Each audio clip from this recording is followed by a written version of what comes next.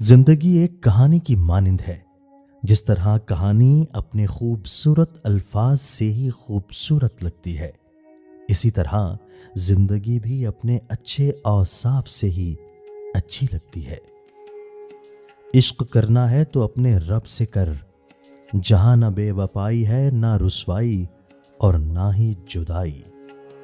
جب کسی ضرورت مند کی آواز تم تک پہنچے تو اللہ پاک کا شکر ادا کرو، کیونکہ اس نے اپنے بندے کی مدد کے لیے آپ کو پسند کیا، ورنہ وہ اکیلا ہی کافی ہے سب کے لیے۔ یہ وقت بھی عجیب سوداگر ہے، جوانی کا لالچ دے کے بچپن لے گیا، اب امیری کا لالچ دے کر جوانی چھین رہا ہے۔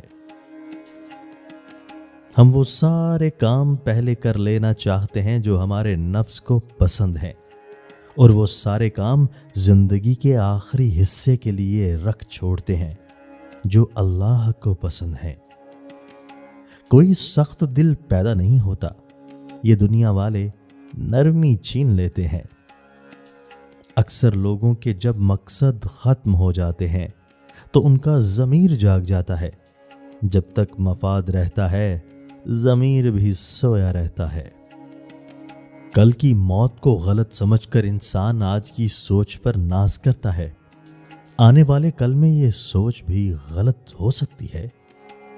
جانور جب بھوکا ہو یا خطرے میں ہو تو انتہائی خطرناک ہوتا ہے، جبکہ انسان جب پیٹ بھرا اور طاقتور ہو تو انتہائی خطرناک ہوتا ہے۔